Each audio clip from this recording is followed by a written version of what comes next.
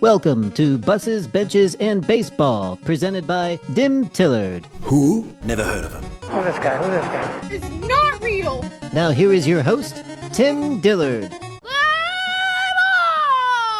Hello, everybody, and welcome to the world's #1 most unneeded minor league baseball podcast in the world. It's Buses, Benches, and Baseball. And I am your host, Tim Dillard. Thank you all for giving this podcast a chance. And if you clicked here by mistake, please continue listening to this mistake. Episode 4 of this minor league-centric show is chock full of baseball stories. And if you're listening, just remember that you can watch as well on YouTube. And if you're watching it right now on YouTube, then you probably already know you can listen. So just keep doing what you're doing. Any hoozle, let's get this pointless podcast going. But before we can, let's hear a message from our sponsors. Mr. Turtle, how many licks does it take to get to the Tootsie Roll center of a Tootsie Pop? I never made it without biting. Ask Mr. Owl. Mr. Owl, how many licks does it take to get to the Tootsie Roll center of a Tootsie Pop? Let's find out. 1, 2, 3.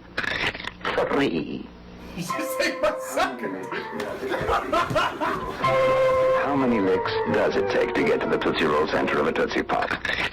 The world may never know. And now, Random Minor League Memories by Tim Dillard.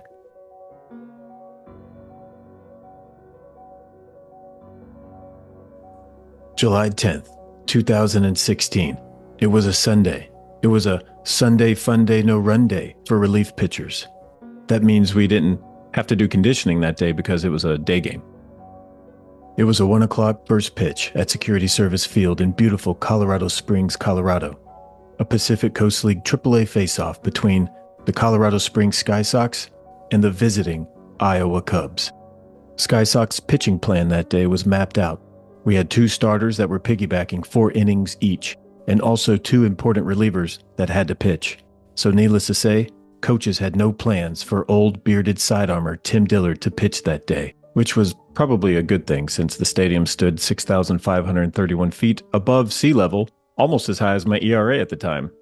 Anyway, Aaron Wilkerson started the game for the Sky Sox and threw 4 scoreless innings. Then, in the top of the 5th inning, as Tyler Cravey entered the 0-0 ballgame from the bullpen to start his 4 innings, I too left the bullpen and bolted into the clubhouse for a mid-game frozen treat from the kitchen. As Logan Watkins stepped to the batter's box to lead off the 5th inning for the Iowa Cubs, I stepped back into the bullpen with a delicious Skinny Cow mint ice cream sandwich because the team was on a health kick, and that's about all the sweets we were allowed to have in the clubhouse. So, yeah, not my first choice. After a leadoff walk, the next hitter, Christopher Negron, was halfway to the plate the exact same time I was halfway through my satisfying frozen sandwich.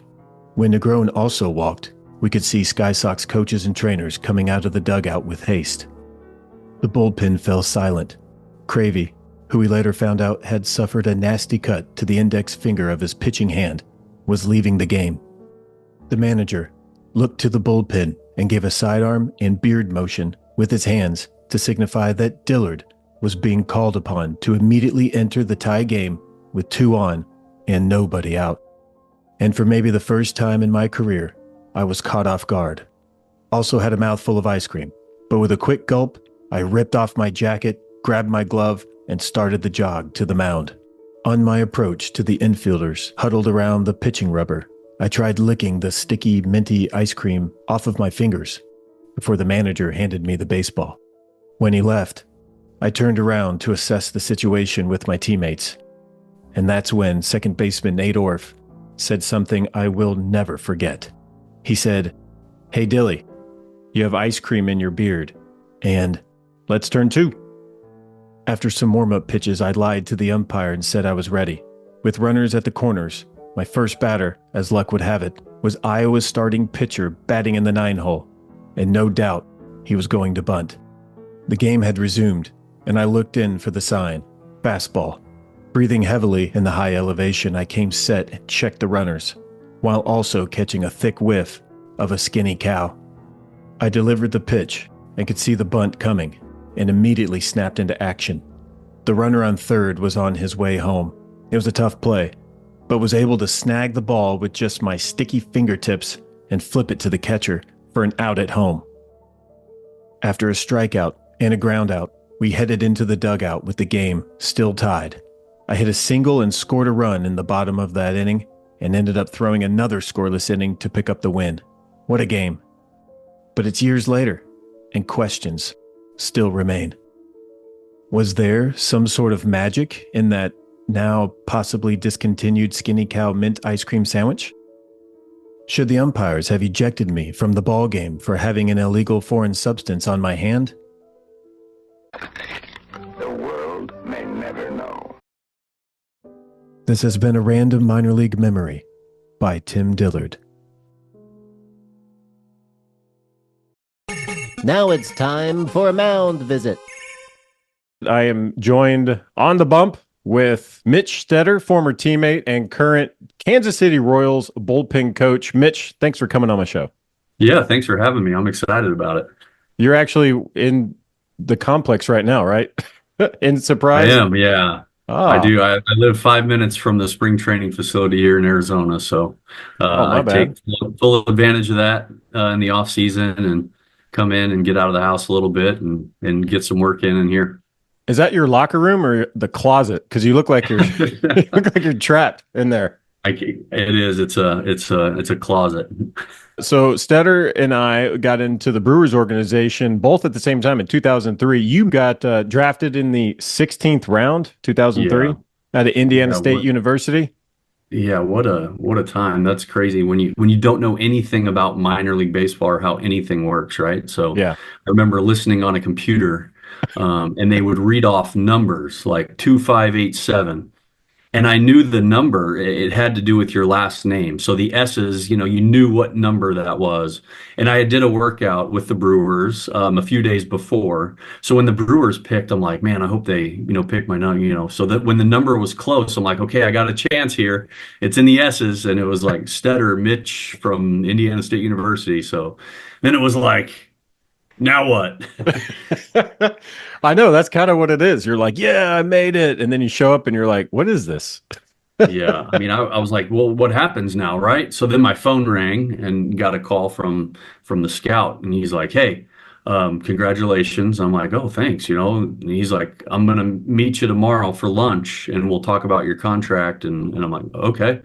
And so we met at Buffalo Wild Wings, and I remember he was just kind of going over my contract, didn't even say anything about an amount of money. And I'm signing. Slobbering all over wings, all over your contract.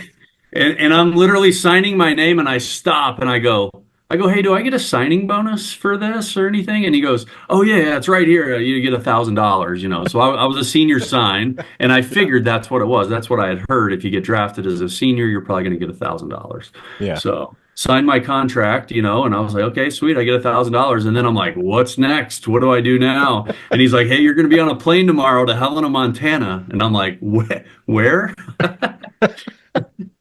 What I think is interesting about it, and they never really tell you, is like just the procedure of how it all goes down. I mean, maybe people get informed a little bit more now, but you're talking about hearing a number on a computer.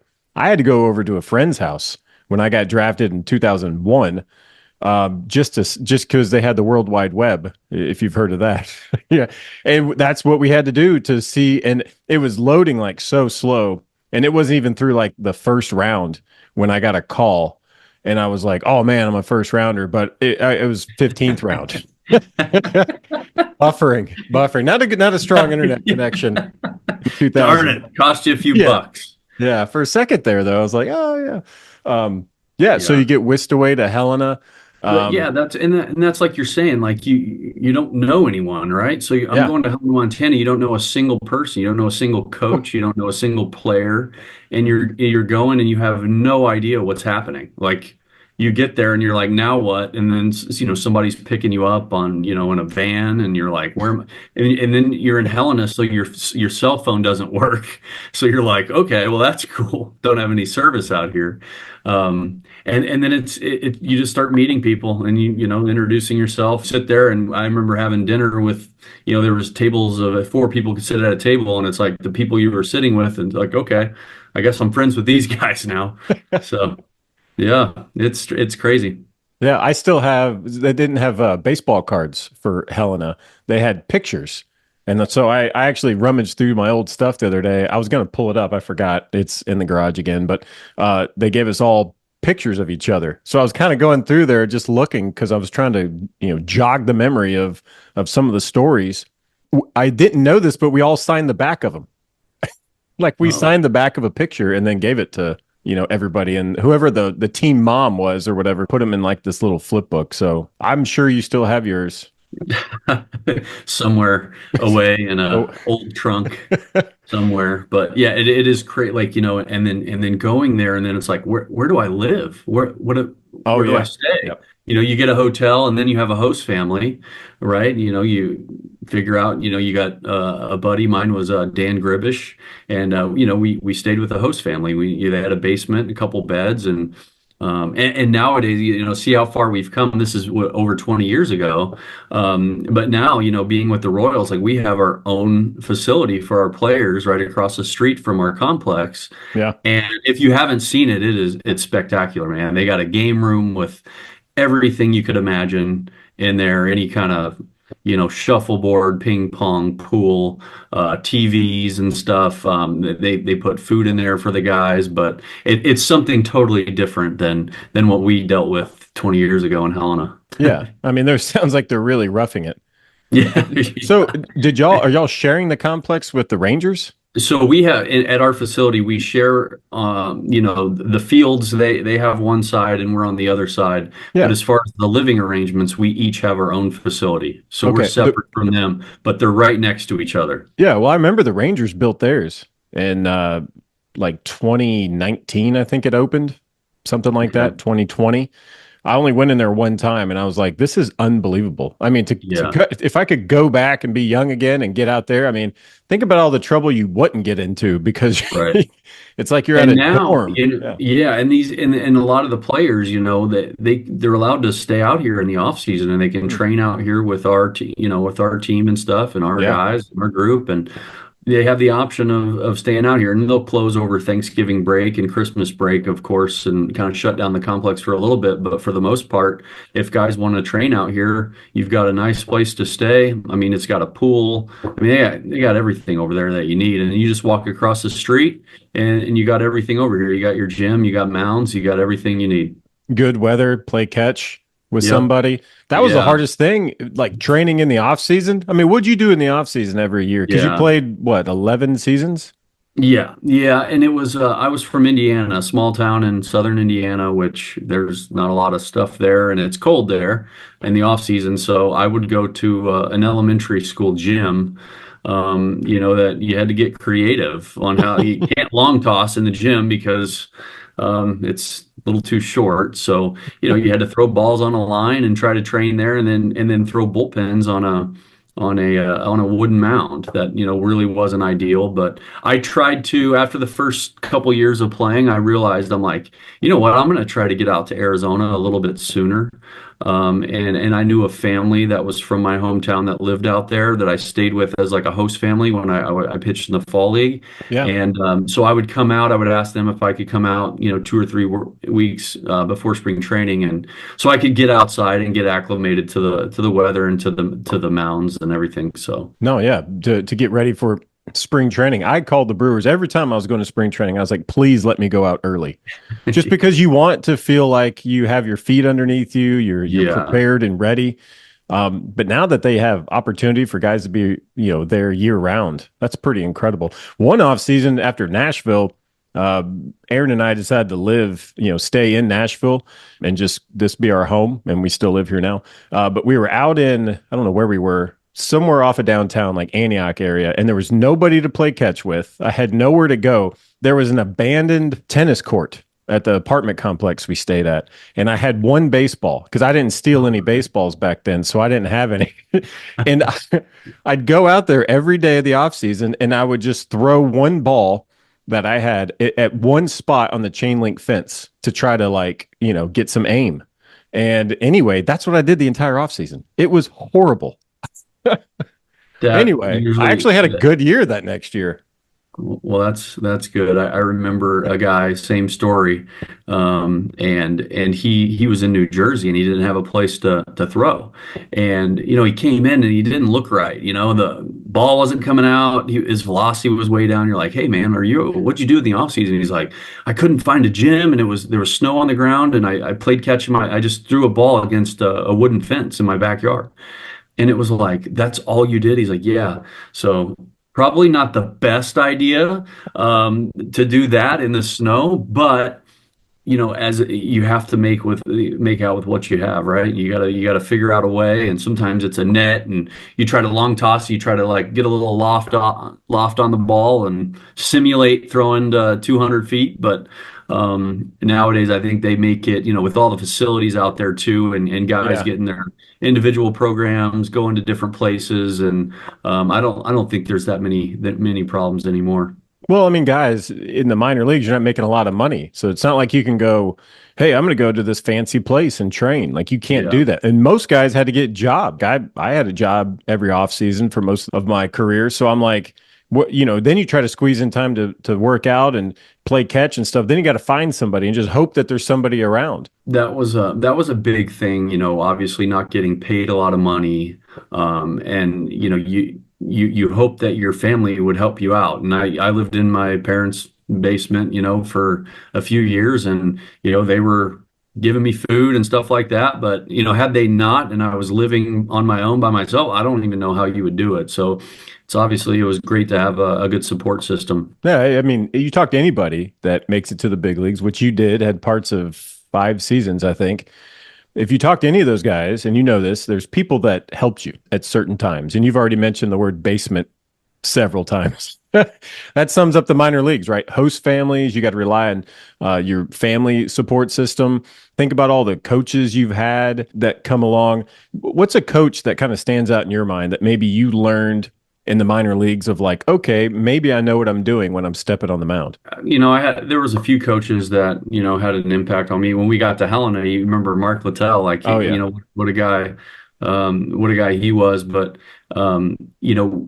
we didn't have a way to get to and from the field, right, when we were out there. And I remember there were 5 of us that put $100 in to buy a Bronco. I don't know if you remember that Bronco. I do remember the Bronco. We paid $100 a guy, and we 5 guys would go to and from the field from the host family's house. And Mark Littell at the end of the season was like, hey, he goes, I'm going to give you guys your money back, and I'll buy the Bronco from you. And he actually, he tried to drive it down to Arizona. I think it kind of blew out on the way because it was an old Bronco. But, just from that standpoint of a coach trying to help you out, right, when you get there. And that was pretty incredible of him. And I had, I ended up being a sidearm pitcher, which, we had Rich Savor as a coach in low A, right? Yeah. And I just remember, he had a big impact on me because one day he was like, hey, why don't you try to drop down and throw that slider?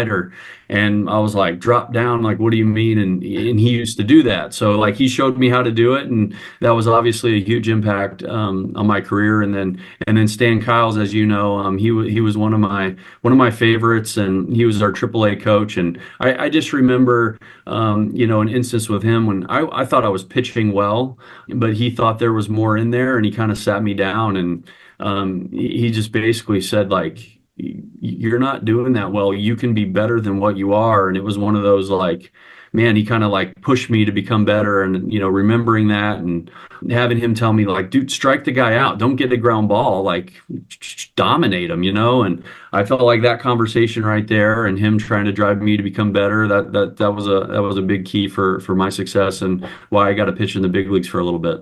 I think it gets overlooked sometimes, like when people hear the word player development. Like, oh, what does that entail? It's basically these coaches that are trying to not only instruct, but they're trying to inspire I mean, you were an older guy, I guess, signing, being a senior out of college, but like some of these guys are, whether it's Dominicans or whatever, I mean, these guys are young, they're kids. We're all kids. And so basically they're kind of raising you and teaching you how to be a man over the course of baseball. And I think when people glaze over the player development, I think it's kind of a disservice at times because there's so many guys that are so, impactful. And you've done that, right? For the Royals. You've been there for like 10 years now, right? Yeah, it's 11 maybe, 11, going on yeah. 12. Yeah. And you've gotten to work with these young guys the second time around. What's something that what you try to do when you're helping them? Well, I think like what you said, like when I went into coaching, like after playing, that was my big thing. Like when I interviewed with the Royals, talked on the phone about, becoming a pitching coach, and it was the spot was for an extra coach in AA to be like a bullpen coach and help the pitching coach. And that was my big thing. And that's what I saw as a player is like, we not only have to help them on the field, but we got to help these guys off the field become better men, better fathers, better sons, better dads, right? And so basically, I wanted that. It's like, what can we do? Can we help these guys? Like, they know how to do their own laundry. Do they know how to do this? Especially the young Latin kids that are coming over, cooking, all that stuff, and just trying to become a better human, right? And I felt like, when I got here, and that's kind of how, like, what I talked about, and when I got here, and that's all I feel from this organization since I've got here. It's so, it's a family oriented thing. They care about you, they care about the players, and it's hard because you meet people along the way that have been with other organizations, and they'll say, man, this is great over here, this is awesome, and they'll give you some experiences from other teams, and you realize like how good this organization is. And I'm incredibly grateful to be a part of this and still be with the Royals. So very happy with what I'm doing, and I got into a good organization that really cares about the whole person. Didn't you steal my job? I was trying to go for that job. I was trying to retire. I called about it. I was like, hey, I need this job because I heard they were going to do 2 bullpen coaches in AAA or something, or AA. And I was like, I'm totally going to do that. And obviously Aaron's trying to get me to retire every single year. So I was like, maybe I can do this. I remember we talked on the phone one time and you had heard about it too. You were on a treadmill or something, still working out. All I know is like you probably played for another 5 or 6 years after that. So I think you made the right choice to keep playing. Well, because I had to. I lost that bullpen job. You were trying to set records in Nashville. That was it. Yeah. Here we go. I got in the spirit of things, I got an old nasty Nashville Sounds hat right here, and I put a bunch of topics in it. And so I'm just going to pull it out, and you can just, if something jogs your memory, tell a story. Here we go. All First one. Do you have any superstitions, or maybe talk about your pregame routine? Because you played a long time. You played, let's see, 339 games in the minor leagues and 132 games in the big leagues. So yeah, you've been around. Yeah, I think it's important to have a routine and stuff, and I did try to do like the same things over and over. Routines are going to change, throughout your career, and as you move different levels, and you're going to learn certain things. But one cool thing that I saw, I remember Prince Fielder at his locker, and he's watching himself just rake balls. Like he's hitting homers, doubles, and I'm sitting there watching. This is before a game, and I'm like, dude, I go, what are you doing? He was like, oh, I'm getting ready for the game. This is my pregame routine. I'm just watching myself hit and ready to go for the game. And I was like, oh, that's pretty interesting. So I started watching myself strike guys out before, so I incorporated that into my routines of, take a shower, come back, get ready. I would go to the video room and I would filter out, all my strikeouts, and I would just sit there and I would watch it for 3 minutes and just watch strikeout after strikeout. And I just put that in my head of swing and miss, whatever, just good things happening, and incorporated that into my routine. And I thought that was something that really helped me out and put me in a good spot before the game. Yeah, that is. We all pick up something from somebody else. That's what I love too about having teammates. You were talking about Prince. I remember when Prince you were there, went to go fight Guillermo Mota in LA. Mm-hmm. And he was in that hallway, and Prince, this is after he got hit in the ball game, and he was trying to go through into the locker room to fight him. It was on ESPN, and I remember watching, and you were there like trying to hold him back. And we're in the clubhouse in AAA going, Stetter's going to hold Prince Fielder back. Oh my gosh. I was there because I was in the dugout, so I must have already pitched, so I was in the dugout. And I was actually telling this story this year to some guys when we went to LA. I'm like, I think the clubhouse has a different layout now, but I was like, They where's that do. hallway that we ran back in? The security guard was, yeah, I wasn't gonna hold Prince Fielder back out of that. Yeah. That's not gonna happen. I'm not quite strong enough for that. Yeah. And another thing too with the pregame routine, I just thought about this one. You're the first guy that would hold a softball in the bullpen. I saw it a couple of times after that, but I remember one time you just had the softball that you'd flick it up in the air and everything in the bullpen. And then when you went into pitch, you were like, "Hey, make sure somebody grabs my softball." What was the point of that? I mean, I know, but I want you to say it out loud. Yeah, that's a good one. That's so that happened in college when I threw an inning and I went in the dugout and one of the position players goes, "Hey, what's wrong?" And I'm like, "Man, the baseball feels humongous in my hand." And he goes, "Here, squeeze my bicep this half inning." I'm like, "Squeeze your bicep?" I'm like, "What do you mean?" He goes, "Just do it." So he's like flexing and I'm grabbing his bicep like this. And I'm like, "Why am I doing?" I go out there and I grab the baseball and I'm like, "Oh my gosh, this thing feels great." End up pitching a great game. And, he's like, just get a softball. And I'm like, "Yeah, it's a great idea." Ever since then, I had a softball before every game. And I mean, I encourage guys to do it now. Yeah. Especially you got small hands or whatever, and if you throw a split or if you throw a certain type of changeup, or I threw a little spike curveball. So jamming that ball in there, sometimes Yeah. it felt too big. So holding that softball, I'd hold it like that and it would stretch my fingers out. So when I started to warm up, man, it felt so good in my hand. It made me feel like I could throw the ball wherever I wanted to, and it felt like I could throw 100 miles an hour, even though I threw like 84. So it was just, but it works. Kind of played with your mind, and I Yeah. did that every game in college. That's good because that you couldn't take that guy's bicep with you to the professional. So that's crazy. I never knew that part of the story. But Yeah, that's how it originated. do you have a famous person that you've struck out? I would say my second overall strikeout was Ken Griffey Jr. So Ooh. he was toward the end of his career in Cincinnati. In my first big league outing, I didn't strike out any. I didn't do very well. I think I walked two and hit a guy. Like I was throwing the ball all over the place. I got out of it, but my second outing, my first strikeout was Josh Hamilton, and then Wow. second was Griffey, and then third was Adam Dunn. All in that same. I think I threw 2 innings, but yeah, it was a good second big league outing for me. But striking out Griffey, that was pretty cool.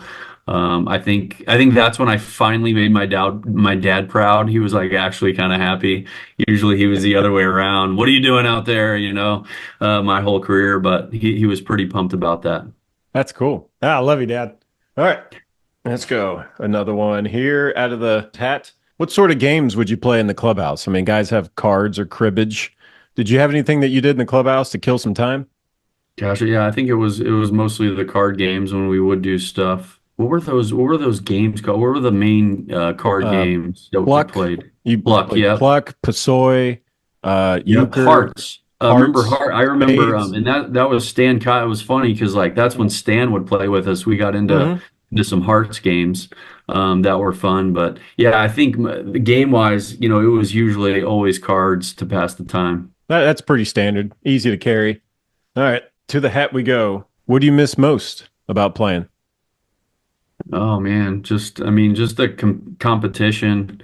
It's just always fun to compete, and now as a coach, you get a little bit of that too, right? Yeah. You're preparing your guys, and you're trying to make the playoffs. You're trying to go to the World Series. You're trying to win the World Series, and just that competition aspect. And as a coach, you don't get to go out there and do it. It's more of the preparation piece for the guys and doing what you can do there. But as a player, just going out, as a pitcher, one-on-one and just trying to strike a guy out and make him look bad and, just showing dominance out there on the mound. But just that overall competition and competing with the guys. And that's what you remember most, right? You don't remember like, oh, yeah, a lot of did I have a scoreless inning or did I do this? And, you look back on things and that's what, I'm trying to instill now into my kids is like, dude, you're not going to remember that you just went 0 for 4 and struck out 4 times.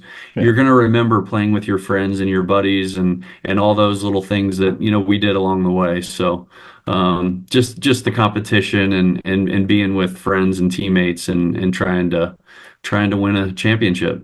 Yeah, I remember when we were in Nashville. What inning was it? They would play that banana song. You remember? Yeah. This month.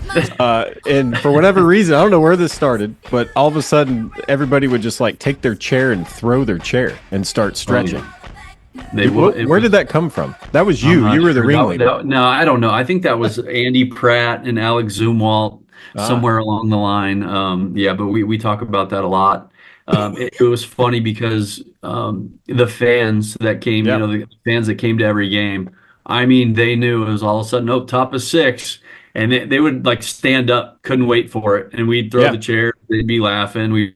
It got to be every game routine. And it was funny. They liked it. Yeah, you got to entertain yourselves, right? In the minor leagues, you got to come up with something. I remember too, it was like the second inning they would do, or third inning, they would take T-shirts and they would freeze them. And then one of the games during the summer was have 2 people on top of the dugout try to open the shirt and put it on. And whoever, put it on won the game, or, because you have all these in between inning games. And I remember when the song came on, freeze frame, ding, ding, and that's the song that would play. We would all freeze. Do you remember that? Oh, yeah. Like whatever you were doing when that came on, you had to stay frozen the entire song. Oh man. You have to do those little things to just have fun, enjoy the game, enjoy the process of the game, and it helps get you through it. Those minor league times that maybe weren't so great. But there's so much fun though. That's the stuff I remember. All right. What was your favorite city or stadium to travel to in the minor leagues? In the minor leagues, I really liked Round Rock. I like Round Rock Stadium. I like pitching there. That it just had a good mound, a good background. The hitter felt like he was close to you.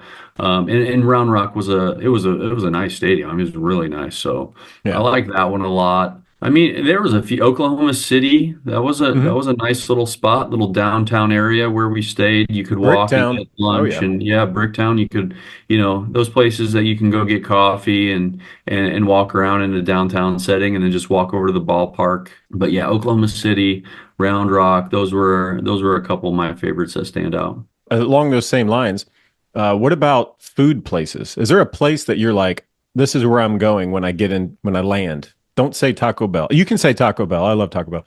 But like, what's a place unique to one of those cities? I'm trying to think what that one in New Orleans, there was a burger place.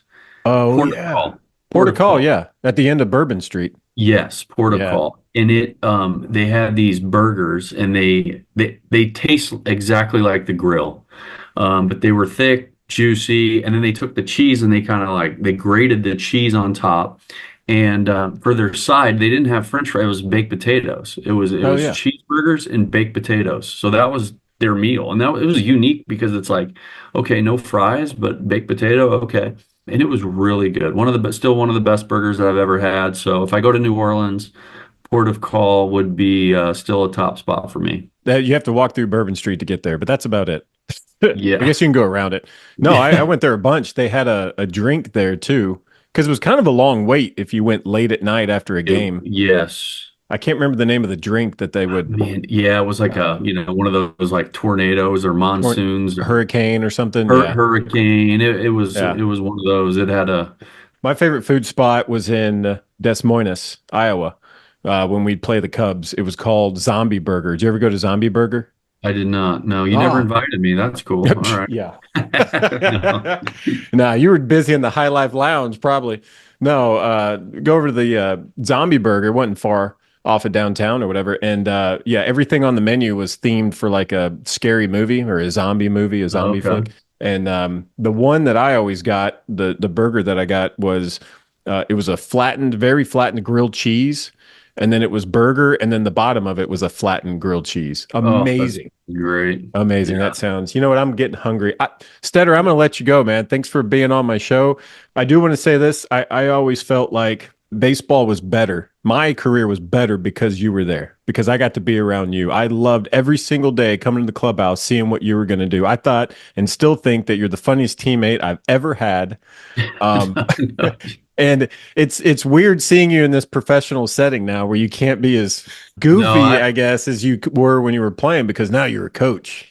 Yeah, I guess, but no, you're definitely the one that made everything funny for everybody. So no, it was great. All the Harry Carey impersonations, all the stuff throughout the game, and yeah, I mean you were one of a kind, and we all enjoyed playing with you, and you're still a funny guy. So I'm trying, man. keep it Trying. going, keep it going. All right, brother. Thanks, Stet.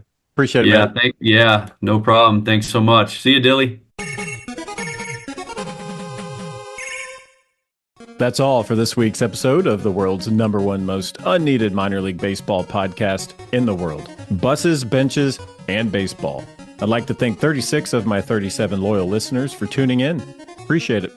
You can watch the show on YouTube as well as listen on Apple Podcasts, Spotify, and Amazon Music. And why not subscribe? Maybe download, maybe leave a review if it's nice. And of course, be sure to follow on social media at DimTillard Show on Twitter, Instagram, and Facebook for your chance to win a worthless prize pack courtesy of whatever random stuff I throw into a box and send you if you win. And you can also shop for DimTillard merchandise at dimtillard.com under the link Buy My Crap. See you next time on Buses, Benches, and Baseball. Thank you for tuning in to Buses, Benches, and Baseball, presented by DimTillard.